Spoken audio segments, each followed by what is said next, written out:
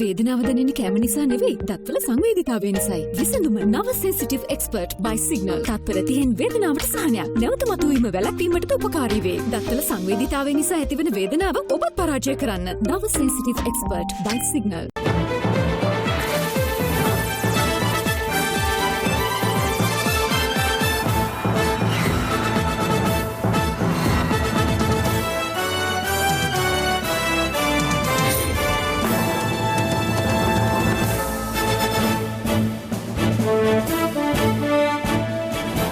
අයිබෝවන් සුබ සන්ධ්‍යාවක්. සියලු සමීක්ෂණ වාර්තා නැවත නැවතත් තහවුරු කළ ලංකාවේ අංක 1 ප්‍රවෘත්ති ප්‍රකාශය. පැත්ත ගියත් ඇත්ත කියන හිරු සවස 6:55 ප්‍රධාන ප්‍රවෘත්ති ප්‍රකාශය සමගින් මම මදුශාන්ත සිල්වා. මම රෝෂිනී විජේසූරිය. මුලින්ම අවධානය දවස උණුසුම් කළ සිරස්තල වෙත.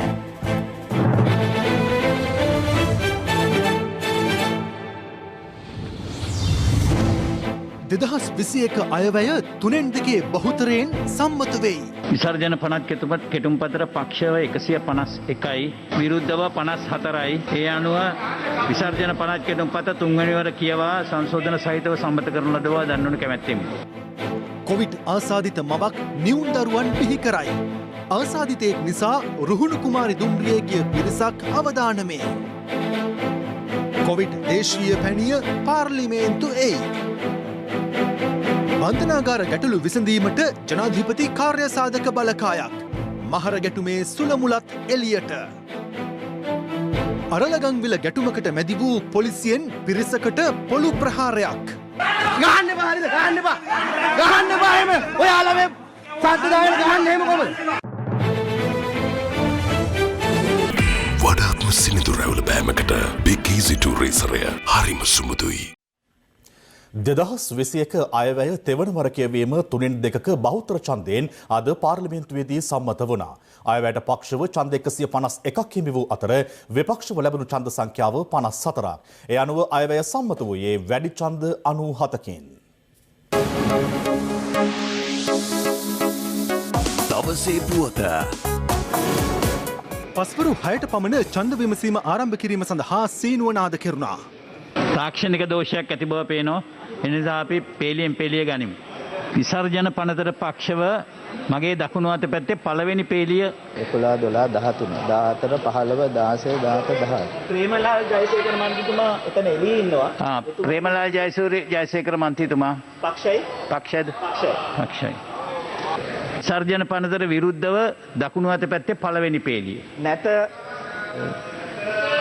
දෙවෙනි පේලිය. නැත. විසර්ජන 50 කෙටුම්පතට පක්ෂව 151යි විරුද්ධව 54යි.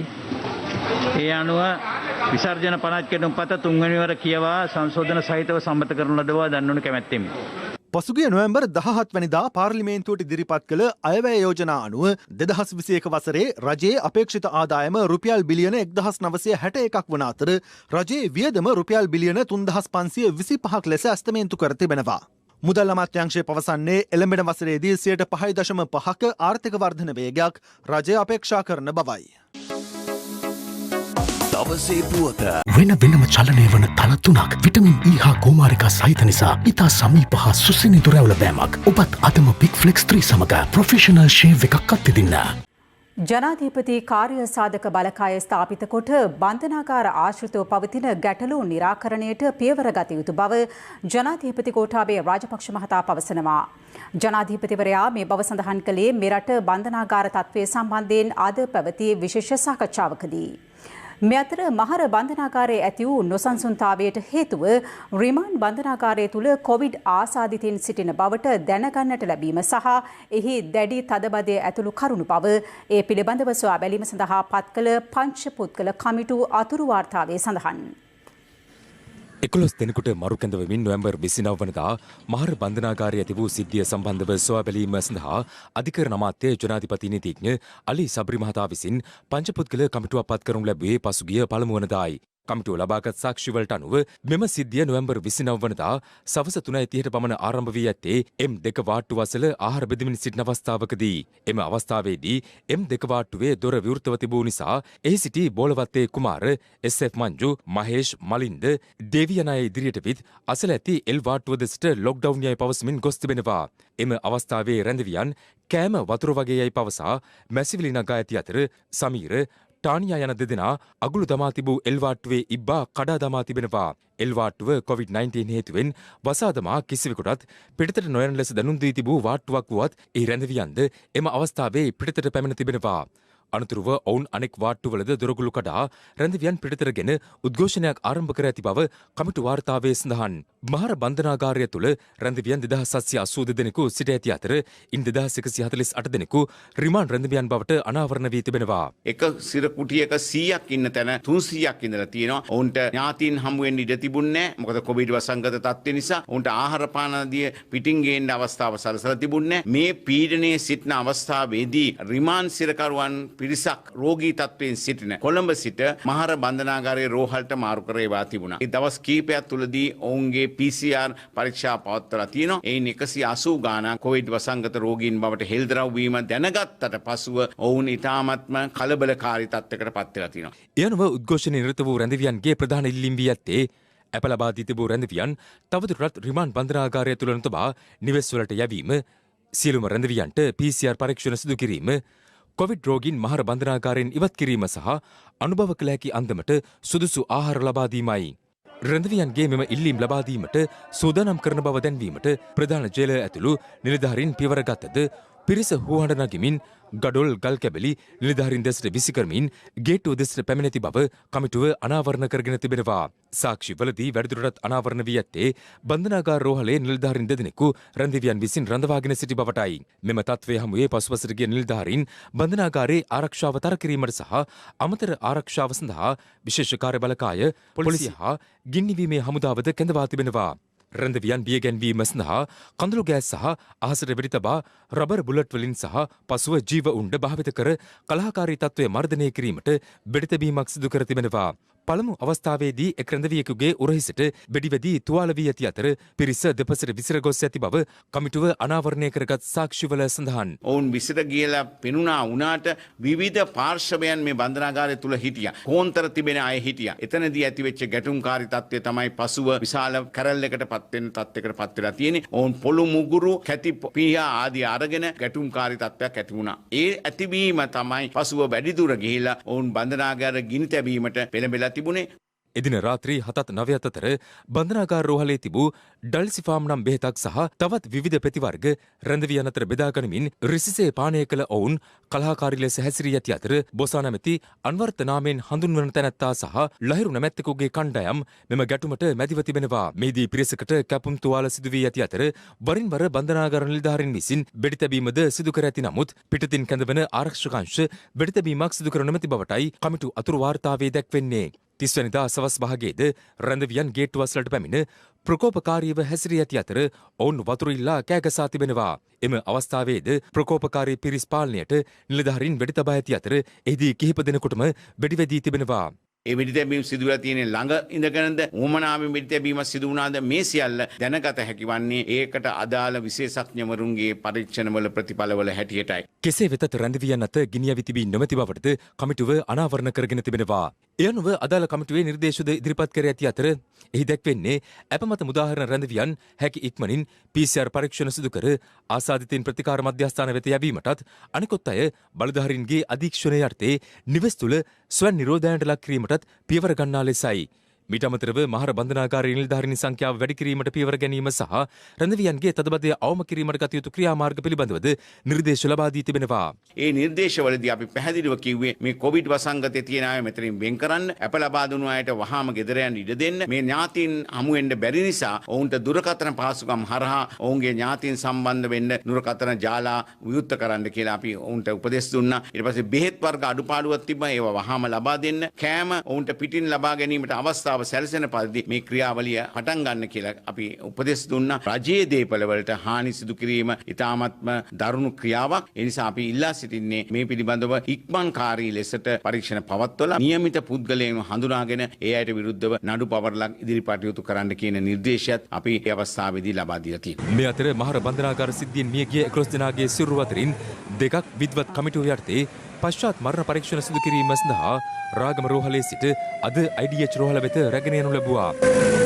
මේ අතර සිරකරුවන් දෙස මානුෂීය අවධානය යොමු කර පවතින අඩුපාඩු විසඳා අවශ්‍ය පහසුකම් සැලසීමට කඩිනම් පියවර ගන්නයි ජනාධිපති ගෝඨාභය රාජපක්ෂ මහතා බලධාරීන්ට උපදෙස් ලබා දී තිබෙනවා. ජනාධිපති ලේකම් කාර්යාලයේ පැවති සාකච්ඡාවකදී ජනාධිපතිවරයා පෙන්වා දී ඇත්තේ මද්‍රව්‍ය භාවිතයට ඇබ්බැහි වූවන් පුනරුත්ථාපනය කිරීම සහ බන්ධනාගාර ගැටලු විසඳීමට ජනාධිපති කාර්ය සාධක බලකායක් පිටවීමේ අවශ්‍යතාවයි. මීට අමතරව තදබදය අවම කිරීම සඳහා හඳුනාගෙන ඇති ස්ථානවල පෙරසවි ක්‍රමයට සිරගෙවල් ඉදිකිරීමට ඇති හැකියාව සොයා බලන ලෙස ජනාධිපතිවරයා නිලධාරීන්ට උපදෙස් දී තිබෙනවා.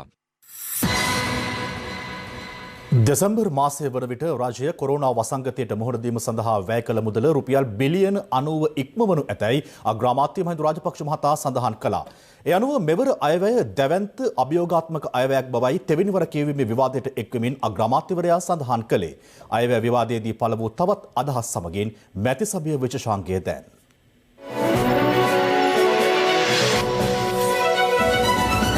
ගරු කතානායකතුමත් ගරු මහලේකම්තුමත් දැනගෙන ඉන්නට ඕන පාර්ලිමේන්තු ලාංඡනය උපයෝගී කරගෙන පාර්ලිමේන්තුවේ උත්තරීතර සභාවේ ඒ නම උපයෝගී කරගෙන ට්වීට් කරන්නේ කවුද කියන එක ගැන උත්තරයක් දෙන්න බැරිද මොන විහිළුවක්ද ඒකත් ජාත්‍යන්තර කුමන්ත්‍රණයක්ද පාර්ලිමේන්තුවේ ට්වීට් කරන එකට වග කියන්න කවුද බාරගන්නේ අපේ පාර්ලිමේන්තු මාධ්‍යංශයේ චෙයාමන්ගේ ඔතොරිටි එකේ යටතේ ක්‍රියාත්මක ඇහෙන්න පාර්ලිමේන්තු අමාත්‍යාංශය පාර්ලිමේන්තු අමාත්‍යාංශය අපි දැක්ක පහුගිය කාලය තුල දින 52 සිද්ධියේදී කවුද බයිබල් වීසි කරේ කවුද වතුර බෝතල් වීසි කරේ කවුද කතානායකතුමාට හානි කරන්නට ආවේ ඒක රටේ ජනතාව දැක්කා මේ පාර්ලිමේන්තුවේ බයිබලයක් නැහැ අගෞරවය කරන්න බෑ කතෝලික ආගමට තමුන්නාන්සේලා කාඩින හිමිපාණ්ඩ අගෞරවය කෙරුවා බෞද්ධ ආගම අගෞරවය කෙරුවා මම ඔබතුමන් ගෞරවයෙන් ඉල්ලනවා පුළුවන් ඔප්පු ගන්න මේකේ බයිබලයක් තියෙනවා කියලා නිකම් පොතකට බයිබලය කියලා අගෞරවය කරන්න බෑ කියලා මම ඉල්ලීමක් කරනවා මම මොහොතකට ජොන්සන් ෆර්නෑන්ඩෝ මැතිතුමාගේ නම සඳහන් කරේ නෑ ඇයි නිකන් තොප්පිය දාගන්න මෙතුමා කිව්වා මට තොප්පිය හරියනවා මට දාගන්න කියලා මම කතෝලිකෙක් මම ඒක බය නැතුව හැමදේම කියන දෙයක් හරි හැබැයි පාර්ලිමේන්තුව ඇතුලේ බයිබලයක් නැතුව නිකම් පොතකට බයිබලය කියලා රනිල් වික්‍රමසිංහ මහත්තයා තමයි කරුවේ කතෝලික ආගම අගෞරව කරන්න බෑ කියලා මම ඉල්ලීමක් කරනවා සානි අබේසේකර ගැන ඊයේ දවසේම කතා බහ වුණා සානිගේ අයිතිවාසිකම් ගැන කතා වුණා හැබැයි ඒ සානිම තමයි මේ රටේ රාජ්‍ය සේවයේ තුට්ටුවට දාලා මේ රටේ නීතිය නමලා මේ රටේ ජනතාවට වීලු සැපයුවේ ඒ සානිලා රාජ්‍ය සේවකයන් නින්දාවට පත් වෙන විදියට රංජිත් රාමනායක මන්ත්‍රීතුමාගේ ගෙදර වළං ටික හොදන්නම් කියපු අය එම වළං හොදන නිලධාරීන් තමයි නීතිය ඉහළ තැන්වල වැජඹුනේ රංජිත් රාමනායක මන්ත්‍රීතුමාගේ හඬපට අහනකොට අපිට පේන්නේ නීතිය කොහෙටද ගෙනිහිලා තියෙන්නේ කියන කාරණා අධිකරණයට මඩ ගහමින් ටෙලිෆෝන් කෝල් දෙමින් අධිකරණයේ විනිශ්චයකාරවරුන්ට දුමින්ද සිල්වා වගේ උදවියව හිරේ දාන්න කියලා බලපෑම් කරමින් බසිල් රාජපක්ෂ මහත්තයාට අප දෙන්න එපා කියලා බලපෑම් කරමින් ජොන්සන් ෆර්නෑන්ඩෝව හිරේ දාන්න කියමින් පොලිසියෙන් පැමිණිලි කරන වෙනුවට අරලියගහ මන්දිරයේ ඉඳගෙන ගෝඨාභය රාජපක්ෂ මහත්මයා අත්අඩු ගන්න කියලා නියෝග දෙමින් FCID කියන වැරදි ආයතන පස්සදොරෙන් ඇති කරමින් අධිකරණයට කොයි ආකාරයට බලපෑම් කරත් මේ රටේ ජනතාව තාම අධිකරණයේ කෙරෙහි විශ්වාසයක් තියෙනවා පසුගිය මැතිවරණට කලින් අර සහරාන් පිටිපස් මහා බලගත් ගෝඩ්ෆාදර් කෙනෙක් ඉන්නවා කියලා රීරි යකෙක් මැව්වා MCC මහසෝනා මැව්වා කැලණියට ගිහිල්ලා නාගලෝක දිස්ත්‍රිය මැව්වා මේ විදිහේ දිස්ත්‍රි ගොඩක් මවලා ලෙඩාව ආතුර කළා මේ රටේ සමාජයේ පියවරෙන් පියවර දැන් මොකද කරන්නේ දැන් පටන් ගත්තා මුලින්ම චූර්ණේ ඒක තමයි එක දිස්ත්‍රිය ඊළඟට පැණියට මාරුණා මුට්ටියට මාරුණා මේ දිස්ත්‍රි එක එක මවම රෝගේ ආතුර කර කර ඇත්ත සමාජ ප්‍රශ්න ඇත්ත සමාජ අසහනය යට ගහන්න උත්සාහ කරනවා කතාවක් තියෙනවා බලයේ තියෙනකොට මොලේ නෑ මොලේ එනකොට බලේ නෑ කියලා. අයබෑ විවාදයේ තුලම කතා කරනවා මහ බැංකු මංකොල්ලේ ගැන. දැන් කෝ අල්ලගත්තද? ඇයි අල්ලගත්තේ නැත්තේ? ඕගොල්ලන්ට අල්ලනවා කියලා නේද ආවේ? දෙවි හාමුදුරුවනේ ඉංග්‍රීසියෙන් කතා කරලා ටයි එකක් දාලා හොරකම් කරන්න අනුමැතිය දීලා ඒ වැඩේ කරලා ඉවර වෙලා අපිට කියනවා අල්ලගන්න කියලා. හිරු එකේ බලයේ වැඩසටහනේ අපිත් එක්ක ඇවිල්ලා කිව්වා මේ අර්ජුන මහේන්ද්‍රන් එක්ක පුදුම ඉරිසියාවක් කිව්වා තියෙන්නේ. පුදුම වෛරයක් කිව්වා තියෙන්නේ. කියලා කොහමද උනේ අන්තිමට? අර්ජුන මහේන්ද්‍රන් කරපු දේ ගැන තමුන්නාසලා හෘද සාක්ෂි වාසිය විශ්වාස කරා. විපක්ෂ නායකතුමා නිවාස ඇමතිවරයාට ඉඳද්දි මේ එක ගමක් සිරි පැන නද ගම එකයි. දෙවනි ගම සොබා නිල්ල ගම. ඊළඟට හදනවා සැනසිලි ගම. ඊට පස්සේ හදනවා ආරාධි නගර, සංජීව නගර, ශ්‍රී නිවාස නායමේ. මේ වගේ නම් ගානකින් හදනවා එක එක තැන්වල නිවාස. එක ළමයෙක් මන් දැක්ක ජනාධිපතිවරණයේදී ටෙලිෆෝන් එකක් පෙන්නලා ඒ ළමයාගේ දුක් ගැන බිල්ල කිව්වා. අනේ ළමයාට ඒ වේදිකාවේ ඉස්සරහා හිටපු මිනිස්සු බිම දාගෙන ගැහුවා. වෙලාවට ජනාධිපති උනේ නෑ සජිත් ප්‍රේමදාස මහත්තයා. උනා නම් අනිවාර්යෙන්ම හදයි බිම දාගෙන නැළුවා ගම කියලා. මේ හදලා තියෙන හැදිල්ලට හැම එකටම කොවිඩ් සරණං ගච්ඡාමි, කොවිඩ් සරණං ගච්ඡාමි, කොවිඩ් සරණං ගච්ඡාමි කියලා ෆේල් එක වහගන්න හැදුවට අඩු ධර්මයේ 2021 අයවැයෙන්වත් ජනතාවට දීපු පොරොන්දු ඉෂ්ට කරන්න කියලා අද පෙන්නලා නෑ. ගැසට් ගැහුවට ගැසට් නිකන් රිවර්ස් ගැසට් තමයි අද ඇවිල්ලා තියෙන්නේ. ඒ උත්සාහය සාර්ථකයි. ਉਹ දක්ෂ කතිකේ. හැබැයි ඒකාමත්ම අසාධාරණ ලෙස කතිකත්වය භාවිතා කිරීම ජනතාව ප්‍රතික්ෂේප කරලා අවසానයි කියලා කනගාටුවෙන් හරි ප්‍රකාශ කරන්නට ඕන. ෆීල්ඩ් මාර්ෂල් සරත් පොන්සේක මැතිතුමා මිනිත්තු 5ක් කාලයක් ඔබතුමාට ලැබුණා. ඕන හරි මඩ අරවන්න. ඔබතුමාලා අර පැත්තට අපි තව කතිකෝ දෙන්න ඉන්නේ. නෑ මේ පැත්තේ දෙන්නයි ඉන්නේ. හැමදාම මේ වැඩේ කරනවා. ඒ පැත්තට දීලා මෙහාට ගන්න. ඇයි මේ කතාව කරන්න බය වෙන්නේ? ආර විපක්ෂයන්නේ. ඔය නම් ටික කියන්න කවුද බය කියලා කියන්න බලමු. අපි කවුරු බය නෑ. මේක විවාදයක් කියන්නේ දෙපැත්තට යන්න ඕනි. දැන් මේ පැත්තේ තුන් දෙනෙක් කතා කරා. දැන් ওই පැත්තට යන්න ඕනි. ඔබතුමා දන්නවා පාර්ලිමේන්තුවේ අවසාන කතාව තියෙන්නේ අපිට. වනරම ලක්ෂ්මන් කිරියල්ල. හැව ලෙසන් on දෙන්න. පොඩි පන්තියක් තියන්න මේගොල්ලන්. ගරු මන්ත්‍රීතුමනි මේක විවාදයක්. නෑ ඒක හරි එක පැත්තක ආයෙ කතා කරන්නේ. දැන් මේ පොඩි ළමයි වගේ මෙතුමාලා මේ කතාව බෙදා ගන්න කෑ ගහනවා. ඔබතුමාලා ගරු මන්ත්‍රීතුමනි කතා කරන්න මේ කතා දෙකයිනේ තියෙන්නේ. මේ පොඩි ළමයින්ට මේව තේරෙන්නේ නෑ. මේක විවාදයක්. එහෙනම් මහින්දානන්ද කරු නෑ. එහෙම කොහොමද? ආණ්ඩු පක්ෂයෙන් කිව්වා කතා දෙකයි තියෙන්නේ කියලා. එතකොට අපි ප්‍රශ්නයක් නෑ. හැබැයි මෙතුමාගෙන් පස්සේ තව එක කතාවයි තියෙන්න පුළුවන් වන්නේ. මුතුමා සභාව නොබගවන්න බෑ. හැබැයි අපිට පේනවා විපක්ෂයට කතිකේ නෑ. අද කතා කරන්න බය වෙලා ඉන්නවා. මොකද බහපන් ගානේ මොඩ කතා කරන්න එපා බහපන් කියලා. ඇදගත් විදිහට කතා කරන්න. ආණ්ඩු පක්ෂයේ බොහෝ දෙනා කෑ ගහලා කතා කරත් අපි දන්නවා මේ ආණ්ඩුවට කෝකටත් තයිලේ හැටියට ඉන්නේ එකම එක ඇමතිවරයා. අර මහින්දානන්ද අලුත්ගමගේ ඇමති. තේතුමා කඩේ යන. අද කෘෂිකර්ම අමාත්‍යාංශය දාලා අඹුඩේ ගස්සලා තියෙන්නේ. තටමන්නේද? නෝනගෙන් අහගන්නකො කියලා මම තටපු විදිය. පුදුම බයක් තියෙන්නේ. කතාවට නැගිටිනවා වාඩි වෙනවා. කරු මහින්දානන්ද අලුත්ගමගේ ඇමතුමා ඔබතුමා ඊයේ මට ගරු කරන්නේ නැහැ කිව්වා තවත් දුරට. එවනම් මම තමුන්නාසෙට කියන්න ඕනේ මගේ හිතේ තියෙන රූපේ තමුන්නාසෙ ගැන දූෂිත චරිතයක් හැටියට. ඒකන්ද මම තමුන්නාසෙට කවදාවත් ගරු කරේ නැහැ. මෙතන සිංහෙක් වගේ කෑ ගහනවා. දැන් නැගිටලා තමුන්නාසෙ ඒකමයි කරන්න යන්නේ. වටේට මඩ ගහනවා. නමුත් කල්රියා බැලුවම හිවලෙක්ගේ වගේ. තමුන්නාසෙ තව එකක් කිව්වා මගේ ෆීල්ඩ් මාෂල් පට්ටම ගලවලා වෙන කාටද දෙන්න ඕනේ කිව්වා. ගරු අගමැතිතුමා මගේ ෆීල්ඩ් මාෂල් පට්ටම ගලවන්න පුළුවන් ගරු ජනාධිපතිට. ඒත් සාධාරණ හේතු මත පමණයි. මේ වගේ පුද්ගලයෙකුට කෝප්පල් කෙනෙක්ගේ පටි දෙකක්වත් ගලවන්න බෑ. තමුන්නාන්සලා දන්නවනේ මහින්දානන්දලා බයත් නැහැ ණයත් නැහැ. පොන්සේකා මහත්තයාට උත්තරයක් දෙන්න ඕනේ මම. ඔබතුමා තමයි කිව්වේ පහුගිය කාලේ මේ රට පාලනය කරේ මෛත්‍රීපාල මහත්තයයි රනිලුයි විතරයි කියලා. මම ඔබතුමාගෙන් ඇහුවේ ඒතර ඔබතුමා කැබිනට් මණ්ඩලේ සමාජිකයෙක් හැටියට ඔබතුමාලට කොන්දක් තිබ්බේ නැද්ද? ඒ කැබිනට් මණ්ඩලේ රනිල්ලගේ පාලනයට විරුද්ධව කතා කරන්න. තමුන්නාන්සේ වේලුපිල්ලේ ප්‍රභාකරන්ටත් කහපු ජෙනරල්. එහෙම ජෙනරල් කෙනෙකුට රනිල් වික්‍රමසිංහ මහත්තයව පාලනය කරගන්න බැරි නම් ඒකයි මම ඔබතුමාත් එක්ක කතා කරේ. මම තමුන්නාන්සේට කියනවා තමුන්නාන්සේ ඕනෙම දවසක් මගෙත් එක්ක එන්න රූපවාහිනී විවාදයකට මගේ දූෂණ ගැන කතා කරන්න. අයවැය තෙවනවර කියවන විට අද වෙනකොට අපි බිලියන 82ක් කොවිඩ් මර්ධනයට වියදම් කරලා තියෙනවා. දෙසැම්බර් වෙන විට ඒක බිලියන 90 දක්වා ඉක්මවන්න පුළුවන්. මේ වගේ දවන්ත අභියෝග තමයි අපිට බාර දීලා තියෙන්නේ මූණ දෙන්න. අපි අපේ රටේ ආර්ථිකය දේශීය වශයෙන් ගොඩනගාගෙන තිබුණා නම් මේ වගේ අර්බුදයකට මුහුණ දෙන්න හොඳටම පුළුවන්කම තිබුණා. ඒක තමයි කොවිඩ් 19 අපිට උගන්වපු පාඩම. අපි වේලාසනින්ම මේ තත්ත්වය තේරුම් අරගෙන තිබුණා. ඒ නිසා තමයි සෞභාග්‍ය දැක්මේ දේශීය ආර්ථිකයක්, දේශීය කෘෂිකාර්මික දියුණුවක් ගැන අපි හිතුවේ. මේ අයවෙන් පොදු ජනතාවට මොනවත් නැහැ කියලා අපි විවේචකව චෝදනා කළා. නමුත් මතක තියාගන්න අපි කොයි වෙලාවෙ නිකන් සල්ලි බෙදන ව්‍යාපෘති පටන් ගත්තේ නැහැ. ඉතිරි ඡන්දය බලාගෙන හදපු අකුරක් කොමාවක් මේ අයවැය නැහැ. අපි මේ ප්‍රෝඩාව ජනතාවට කරන්නේ නැහැ.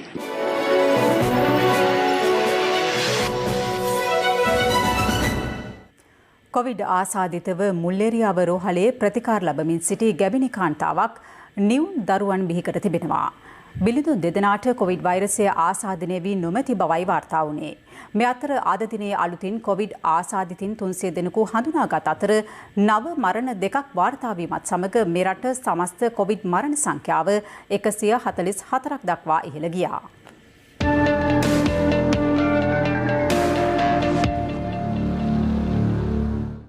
දිනේ වාර්තා වූ කොවිඩ් මරණ දෙකත් සමග සමස්ත මරණ ගණන 144ක් දක්වා ඉහළ ගිය අතර ඉන් එක් මරණයක් ලෙස රජයේ ප්‍රවෘත්ති දෙපාර්තමේන්තුව වාර්තා කළේ දින 20ක් වයස ඇති බිලිඳාගේ මරණයයි. රිජ්වේ ආර්යා ළමා රෝහලේදී මියගිය බිලිඳාගේ මරණයට හේතුව ලෙස දැක්වෙන්නේ කොවිඩ් නිසා හටගත් ලෙව් විෂවීමක්, බහු ඉන්ද්‍රිය අක්‍රිය වීම සහ නියුමෝනියා තත්ත්වයක්. මෙලෙස මිය ගොස් ඇත්තේ කොළඹ 15 ප්‍රදේශයේ පදිංචි මාපිය යුවලකට දව උපන් බිලිඳෙක්. මේ බිලිඳාගේ අවසන් කටයුතු සිදු කළ ආකාරය සම්බන්ධයෙන් සමාජ මාධ්‍ය ඔස්සේ විවිධ අදහස් පළ කර තිබුණේ මේ ආකාරයෙන්. අප මේ සම්බන්ධයෙන් බිලිඳාගේ මව්පියන්ගෙන් විමසීමක් කළද ඔවුන් ඊට ප්‍රතිචාර දැක්වීමෙන් වැළකී සිටියා. කෙසේ වුවත් රිජ්වේ ආර්යා ළමා රෝහලේ අධ්‍යක්ෂ වෛද්‍ය ජී විජේසූරිය මහතා සඳහන් කළේ අවසන් කටයුතු මව්පියන්ගේ කැමැත්ත පරිදි සිදු කළ බවයි. අධිකරණ වෛද්‍යවරයාත් ඒ පරීක්ෂණය පැවැත්වුවා. ඒ වගේම හදිසි මරණ පරීක්ෂකවරයාත් ඒ අදාළ පරීක්ෂණ පවත්වලා මේ සනාථ කරා මේ දරුවාට කොවිඩ් ආසාදනය වෙලා තියෙන. ඒ වගේම අවශ්‍ය භූවිධාන කටයුතු කිරීම සඳහා අපි දෙමාපියන්ට දුරකථනය මගින් දැනුවත් කරා. ඊට අමතරව අපි පොලිසිය මගින් දැනුවත් කරා. නමුත් ඒ අය මේ දරුවා බාර ගැනීම පැමිණියේ නැහැ. ඥාතිවරේ පමණක් පැමිණිලා ඒවට අත්සන් කිරීමටත් බැහැ කියලා ඔවුන් ප්‍රතික්ෂේප කරලා ගියා. දෙමාපියන්ගේ පැමිණීම සහ ඥාතීන්ගේ පැමිණීම ප්‍රතික්ෂේප වූ නිසා අපිට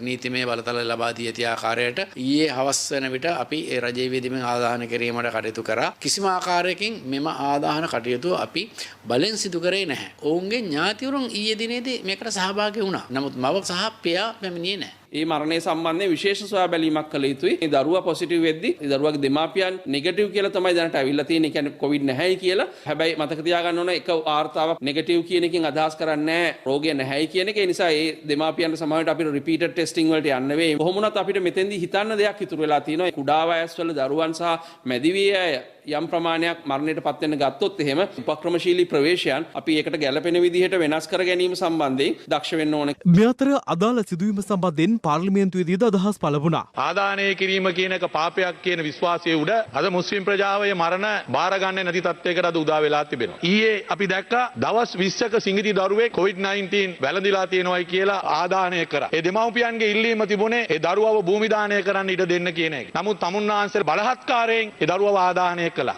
අපිව දෙවනි ගණයේ පුරවැසියන් හැටියටද අපිට මේ සලකන්නේ. මේ බරපතල ප්‍රකාශයක්. සිංහලද මුස්ලිම්ද ද්‍රවිඩද බර්ගද මැලේද කියන එක නෙවෙයි. අපි මේ එක රටක් තුල ජීවත් වෙන අය. ඒක නිසා මෙවැනි ජාතිවාදී කතා ප්‍රකාශ කිරීම වහම නවත්තන්න ඕනේ. ගෙවුණු පැය 24 තුළ නව ආසාදිතින් 697 දෙනෙකු හඳුනා ගැනීමත් සමග මෙරට සමස්ත කොවිඩ් ආසාදිතින් සංඛ්‍යාව 30000 ඉක්මවා ගියා. ඒ අනුව මුළු ආසාදිතින් ගණන දැක්වුණේ 30075ක් ලෙසයි. නව ආසාදිතයන්ගෙන් 357ක් වන වැඩිම පිරිස කොළඹ දිස්ත්‍රික්කයෙන් වාර්තා වී තිබෙනවා. ගම්පහින් වාර්තා වන ආසාදිතයින් ගණන 219ක්. ඊට අමතරව වැඩිම පිරිසක් මහනුවරින් වාර්තා වී ඇති අතර එම සංඛ්‍යාව 38ක්. මහජන සෞඛ්‍ය පරීක්ෂකවරයෙකුට කොවිඩ් ආසාදිත පුද්ගලයෙකු කෙළගැසීමේ සිද්ධියක් මුල් කරගෙන බණ්ඩාරගම අටලුගම ප්‍රදේශයේ PCR පරීක්ෂණ සිදු කිරීම తాවකාලිකව නතර කර තිබුණා. අද යලිත් PCR පරීක්ෂණ ආරම්භ කෙරුණේ හමුදාවේ සහ පොලිසියේ ආරක්ෂාව යටතේ. කෙසේ වෙතත් අටලුගම මාරාව ග්‍රාමනිලධාරී වසමේ පුද්ගලයන් 400කට අද දින PCR පරීක්ෂණ සිදු කිරීමට නියමිතව තිබුණද ඒ සඳහා සහභාගී වී තිබුණේ 22 දෙනෙකු පමණයි. පසුගිය 7 වනදා PCR පරීක්ෂාවක් සිදු කළ කැලණිය ප්‍රදේශයේ රැකියාවක නියුතු ගම්පල පුපුරස්ස පොලිස් වසමේ ස්ටෙලන්බර්ග් වතුයායේ පදිංචි කාන්තාවක් පසුගිය 8 වනදා සිය නිවසට පැමිණ තිබුණේ මවගේ අවමගුල් උත්සවයට සහභාගී වීම සඳහායි. ඇය කොවිඩ් ආසාදිත බවට 9 වෙනිදා ලැබුණු PCR වාර්තාවෙන් තහවුරු වී ඇති අතර ඇය කැලණියේ සිට සිය සැමියා සමග ගම්පලට පැමිණ තිබුණේ කුලී රථයකින්. අවසන් කටයුතු සඳහා ගම්මැසියන් 60කට ආසන්න පිරිසක් සහභාගී වී ඇති අතර ආසාදිත කාන්තාවගේ ආශ්‍රිතය නිරෝධායනයට යොමු කිරීමට පියවර ගැනුණා. ආසාදිත කාන්තාව රැගෙන යාමට සෞඛ්‍ය අංශ පැමිණියද මාර්ගවල අබලන් තත්ත්වයේ හේතුවෙන් ඇයට මීටර් 600ක් පමණ පයින් ගමන් කිරීමට සිදු වුණේ මේ ආකාරයෙන්. මේ අතර විදේශ රටවල සිට පැමිණෙන පිරිස මෙරටදී නිරෝධායනය සඳහා යොමු කිරීමේ ක්‍රමවේදයේ වෙනසක් ඇති කරන බව යුද හමුදාපති ලුතිනන්ට් ජෙනරාල් ශවේන්ද්‍ර සිල්වා මහතා පවසනවා. රටවලින් එන අයවලුන් දින 14 නිරෝධායන කිරීමෙන් අනතුරුව කර ලබන PCR පරීක්ෂණයෙන් පසුව ඔවුන් නිදහස් කිරීමටත් නිවෙස්වල තවදුරටත් දින 14ක් නිරෝධායන කරන ක්‍රමවේදය ඉවත් කිරීමටත් කටයුතු කිරීමට බලාපොරොත්තු වෙනවා. කොවිඩ් වසංගත ව්‍යාප්තිය ඉහළ යාම හේතුවෙන් හුදකලා කෙරුණු ඔරුගොඩවත්ත සාතම්මාවත්තේ ජනතාව අද ඔරුගොඩවත්ත පරණ අවිස්සාවෙල පාර අවහිර කරමින් උද්ඝෝෂණයක නිරත වුණේ අහිමි වී ඇති ආදායම් මාර්ගවලට සහනයක් සලසන ලෙස ඉල්ලමින්. අපි දරුවෝ ප්‍රමාණය කිරිපේ කොට සල්ලි නෑ අපිට. ඒක දුරස්ථභාවයෙන් ඉන්න කොට රෝගේ පැතිරෙනවනේ. කලින්ම නිරෝධාන කරේ අපි තමයි. දැන් මාස දෙකක් යනවා තාම කිසි ආදානයක් අපිට අවුලුන්නේ නැහැ. අපිට සම්බන්ධ දුන්නේ නැහැ. පොලිස් වසම ආයිති ග්‍රෑන්ඩ් පාස් ඒරියා. පාරේ මෑපැත්ත ආයිති කොළන්නාව ඒරියාකට. ඉතින් අපිට කොළන්නාවේ බෙදුවත් කෑමක් බීමක් ලැබෙන්නේ නැහැ. එච්චර කාලෙ මිනිස්සු වඩකින්නේ නැහැ. අවසන් බැරි තමයි මේ පාරට බැස්සේ.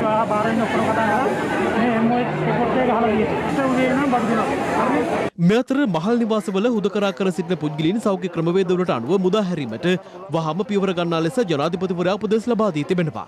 ඒ අනුව තමයි අපි පෙරේදා දිනවල ආරම්භ කරලා තිබෙනවා ක්‍රමවේදයක්. මේ මහල් නිවාසවල මුළු මහල් නිවාසෙම PCR පරීක්ෂණ හෝ ඇන්ටිජන් පරීක්ෂණ කරන්නේ ඊයේ රන්දිය වුණ මට්ටක් කුලිය මේ ආකාරයෙන් 1024ක් PCR පරීක්ෂණ කරනු ලැබුවා.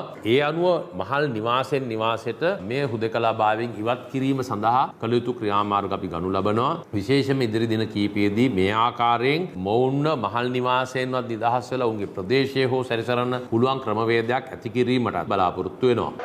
මාතර වැලිගම ප්‍රදේශයෙන් තවත් කොවිඩ් ආසාදිතින් 6 දෙනෙකු වාර්තා වී ඇති අතර ඒ අනුව මේ වන විට ප්‍රදේශයෙන් වාර්තා වන ආසාදිතින් ගණන 24ක් දක්වා ඉහළ ගොස් තිබෙනවා. මේ හේතුවෙන් ගල්බොක්ක නැගෙනහිර, ගල්බොක්ක බටහිර, අලුත්වේදිය, කොහුණුගමුව, හෙට්ටිවීදි ආදී ග්‍රාම නිලධාරී වසම් 5 සඳහා සංචරණ සීමා පනපා තිබෙනවා.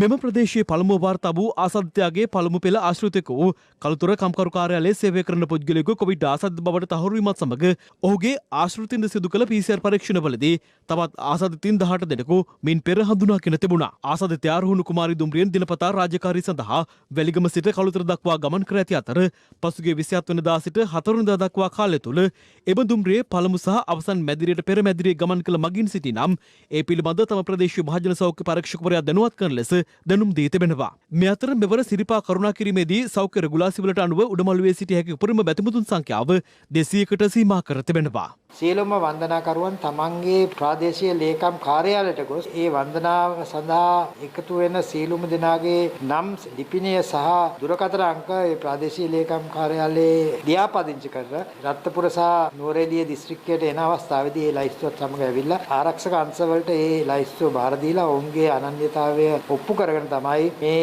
වන්දනා සමය අපි කටයුතු කරන්න බලාපොරොත්තු වෙන්නේ. සිරිපා සමය මේ අවුරුද්දේ එක්රස් වීම මොනම ආකාරයෙන්වත් අපිට නිර්දේශ කරන්න බෑ. මෙම ගමන සඳහා යෙදීමෙන් වළකින්න කියලා සියලු දෙනාගේම කාරුණිකව ඉල්ලා සිටිනවා. කොවිඩ් රෝගයට ප්‍රතිකාර සඳහා කෑගල්ලේ ධම්මික බණ්ඩාර වෙද මහතා විසින් නිෂ්පාදිත ඖෂධීය පැණිය කතානායක මහින්දාප අබේවර්ධන මහතාට සහ ආණ්ඩු පක්ෂයේ පාර්ලිමේන්තු මන්ත්‍රීවරුන් පිරිසකට අද මෙලෙස ලබා දුන්නා. මේ වන විට රක්ෂිත බන්ධනාගාරගත කර සිටින අපරාධ පරීක්ෂණ දෙපාර්තමේන්තුවේ හිටපු අධ්‍යක්ෂ ශානි අබේසේකරගේ පක්ෂග්‍රාහී ක්‍රියාකලාපය සම්බන්ධයෙන් අදත් විවිධ පාර්ශ්ව අදහස් පළ කළා. අපි තලතා තුකෝර මහත්මියෙන් අහන්න කැමතියි. ඔය තලතා මහත්මිය දැක්කේ නැද්ද ඒ කාලේ සානිය බේසේකරයි රංජන් රාමනායකයි එක්කව වෙලා ලස්සන නාටකමක් නටලා නිර්දෝෂී පුද්ගලයන්ව හිරේ විලංගුවේ යවන්න වැඩ සිද්ධ කරපු ඒවා. ඒවා ගැන කටක්වත් අරින්නේ නැහැ තලතලා. අනේ අපේ කාලෙදි මෙහෙම වුණේ අපි දැක්කා රංජන්ගේ හඬපටිවලදී සානිය බේසේකර කියනවා සර්ගේ ගෙදර ඇවිල්ලා ඕන්නම් බලනුත් හොදන්නම් මේම කරන්න එපා සර් බය නැතුව ඉන්න මගේ ටාගට් එක මෙහෙම දුමින්ද සිල්වා කියලා කියනකොට අපි අහනවා තලතා තුකෝරගෙන් ඒව දැක්කේ නැද්ද? ඒ නිසා අපි කියනවා මේ විකට නාට්‍ය කරපු සානි අබේසේකර රංජන් රාමනායකට මොකෙන් නැතත් අනිවාර්යයෙන්ම සබහාධර්මෙන් දඬුවම් ලැබෙනවා. මොකද නිර්දෝෂී මිනිස්සෙක් තමයි මේ වෙනකොට සිර දඬුවම් විඳින්නේ. මම කොළොන්නාවේ පුරවැසියෙක් විදිහට කිසිම නායකයෙක් නෑ අද කොළොන්නාවේ ජනතාව. දැන් කොරෝනා වසංගතයෙන් නිවාස සංකීර්ණ සම්පූර්ණ වහලා දාලා තියෙනවා. සමහර මිනිසුන්ට කන්න බොන්න විදියක් නැහැ. ඡන්ද ඉල්ලන් ආපු මිනිස්සු නැහැ. හැබැයි දුමින්ද සිල්වා කියන නායකයා හිටියනම් අද කොළොන්නාවේ මෙවැනි සිදුවීමක් වෙච්ච වෙලාවේදී ඒ ජනතාවට පිහිට වෙන ආකාරය අපිට බලා ගන්න පුළුවන් කොහොමද කියලා. ඒ නිසා අපි කියනවා සානිලා රංජන්ලා එක්කව වෙලා නටපු නාඩගමෙන් අගතියට පත්වෙච්ච ආර් දුමින්ද සිල්වා මහත්මයාට අනිවාර්යයෙන්ම නිදහස ලබා දිය යුතුයි. මගේ නීතිඥ අත්දැකීමට අනුව ඔහුට ක්‍රියාත්මක වෙලා තියෙන නීතිය පිළිබඳව අපිට ලොකු ගැටලුවක් තිබෙනවා. දුමින්ද සිල්වාගේ නඩුව සම්බන්ධයෙන් සාධාරණත්වයක් ඉදිරියේදී සිද්ධ වෙයි කියලා මම කියනවා. ඒක අපි කිසි කෙනෙක් බලපෑමට යටත් කරලා නෙවෙයි. ස්වාධීන අධිකරණයකදී මේ කටයුතු කරන සිද්ධ වෙන්නේ. අධිකරණයේ තීන්දුව වෙන තීන් සම්බන්ධයෙන් මට යමක් කියන්න බෑ. නමුත් මම විශ්වාස කරනවා පවතින සාක්ෂි මත ඔහුට බන්ධනාගාරගත කිරීම කෙතරම් සාධාරණද කියලා ඉදිරි කාලේදී අපිට දැක ගන්නට පුළුවන් වෙයි. මගේ නීතිඥ අත්දැකීම් වලට අනුව බන්ධනාගාරයෙන් නිදහස ලැබීමට කරුණු කාරණා රැසක් තිබෙන කෙනෙක් විදිහටයි මම තීරුම් අරගෙන ඉන්නේ. අදම CDB iDeposit ඩිජිටල් ස්ථාවර තැන්පතුවක් අරඹන්න. SLT වෙතින් ඔන්ලයින් ලර්නින් සහ ඔන්ලයින් වර්කින් සඳහා ඇදහිය නොහැකි ඩේටා දීමනා GB 30ක් රුපියල් 195යි GB 100ක් රුපියල් 490යි අඩුම මිලට වැඩිම ඩේටා SLT වෙතින්.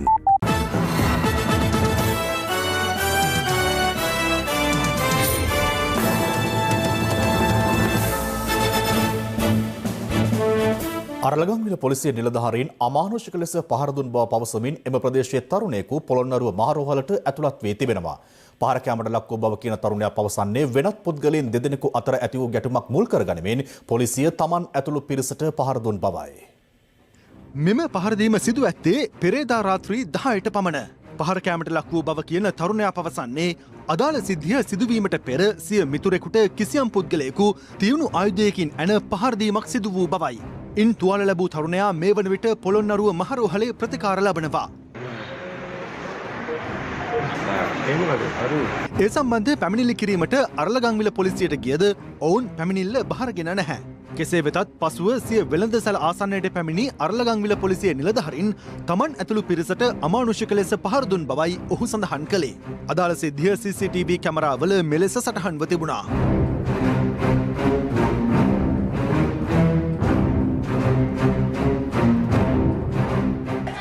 ගහන්න එපා හරිද? ගහන්න එපා.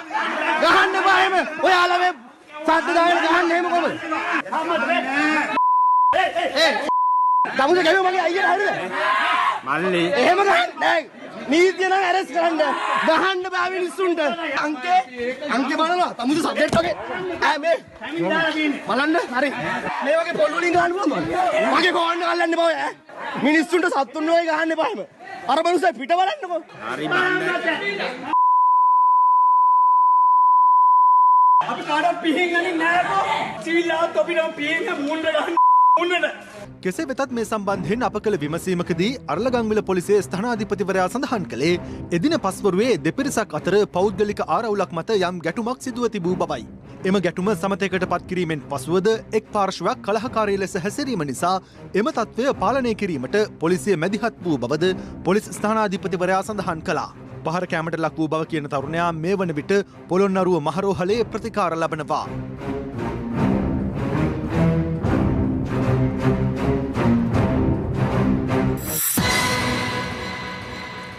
හිරු CIA ලබා දුන් තොරතුරු අනුව සෝමාවතී ජාතික උද්‍යානයේ ගවගාල් පවත්වාගෙන යන්නන් සිදු කරන දඩමස් ජාවාරමක් වැටලීමට වනජීවී නිලධාරීන් සමත් වුණා.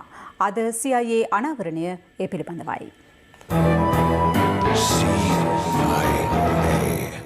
පසුගිය දිනවල සෝමාවතී ජාතික උද්‍යානය තුළ ගවගාල් පාත්වාගෙන යාමට අවස්ථාව සලසා දෙන ලෙස එල්ලමින් ගවහිමියන් කළ ඉල්ලීමකට වනජීවී රාජ්‍ය මාත්‍ය විමලවීර දිසානායක මහතාද මැදිහත් වුණා.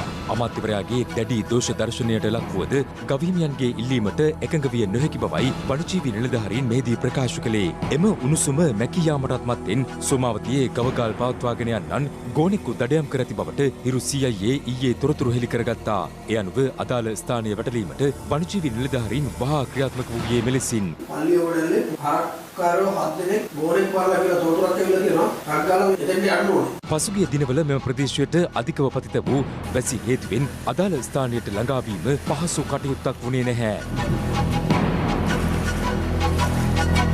අප සෝමාවතී ජාතික උද්‍යානයේ කංජංගල ප්‍රදේශයට සීරුවෙන් ළඟාවීමෙන් අනතුරුව වනජීවී නිලධාරීන් අදාළ ස්ථානය ක්ෂණයෙන් වට කරනු ලැබුවේ මෙලෙසින්. වැටලීමේදී සැකකරුවන් දෙදෙනෙකු අත්අඩංගුවට ගැනුණු අතර ඒ අවස්ථාවේදීත් ඔවුන් මුවමස් පුලුස්සමින් සිටියා. සෝමාවතී ජාතික උද්‍යාන බහරකරු සැකකරුවන්ගෙන් මෙලෙස ප්‍රශ්න කර සිටියා. අපිට පුතක් දීලා අර කට්ටිය එයාලා ගියා කවුරුවව දෙති පයාස් ජබර්ලා පායි කෂේ තෝක්කෝ කවුරුවව තිබ්බේ ආගෙන් තෝක් මම මට නෑ මොකක්ද තිබෙච්ච තෝක් සොද්දා ඔයාගේ හරක් කී දෙනෙක් ඉන්නවද මෙහෙ 11යි ඔයා හරක් බලන්න ඇවිල්ලා තමයි මේ ආපු ගමන් තමයි මේ වැඩේට දෙන්නේ මෙන්න මේ වගේ වනජීවී අපරාධ වෙන නිසා තමයි මේ උද්‍යාන වලට කිසිදු පුජ්‍යලයකට අතුල් වෙන්න දෙන්නේ නැතුව මේවා සංරක්ෂණය කරන්න ඕනේ කියන්නේ. Safeguard hand sanitizer නවතම නිෂ්පාදන පෙළ නිරෝගිමත් දිවයකට.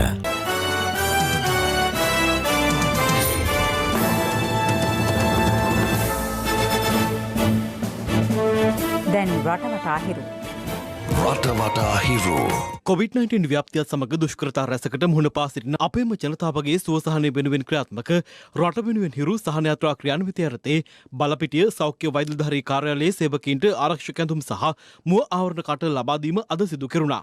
සමස්ත ලංකා ජමේතුල් උලමා සභාවේ සභාපති රිස්වි මුෆ්ති මහතා පාස්කු ප්‍රහාරය සම්බන්ධයෙන් විමර්ශනය කරන ජනාධිපති කොමිසම හමුවේ සාක්ෂි දීම සඳහා අද පැමිණි අවස්ථාවේ කිසියම් පාර්සල් කිහිපයක් රැගෙන ආකාරය නිරීක්ෂණය වුණා. එම පාර්සල් සාක්ෂි විමසීම් ශාලා වෙත අවසරකින් තොරව රැගෙන ගොස් තිබූ අතර පසුව යලි එම පාර්සල් ඔහුගේ නියෝජිතයෙකු පිටතට රැගෙන ආවේ මේ ආකාරයෙන්.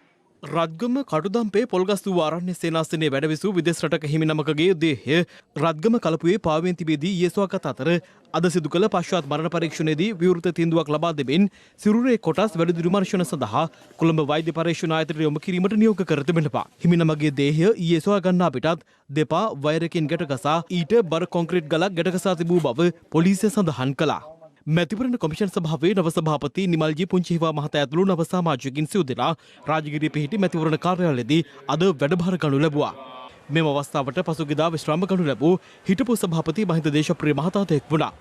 මෙතර හිටපු පොලිස්පතිවරයෙකු චන්ද්‍රා ප්‍රනාන්දු මහතා පොලිස් කොමිසමේ නව සභාපතිවරයා ලෙස අද වැඩභාර ගත අතර සෙසු සමාජිකින් 6 දෙනාද එහිදී වැඩභාර ගත්තා. ඒ සමගින් 6:55 ප්‍රධාන ප්‍රවෘත්ති ප්‍රකාශය නිමවට පත්වනවා. පැත්ත නොගත් ඇත්ත දැනගැනීමේ අයිතිය තවදුරටත් තහවුරු කරගන්නට ඔබේ ජංගම දුරකථන ජාලය අනුව තිරේ දිස්වන පරිදි හිරු ප්‍රවෘත්ති SMS සේවාව සක්‍රිය කරගන්න. නැවත හමුවෙමු. රාත්‍රියේ 9:55ට. ආයුබෝවන්.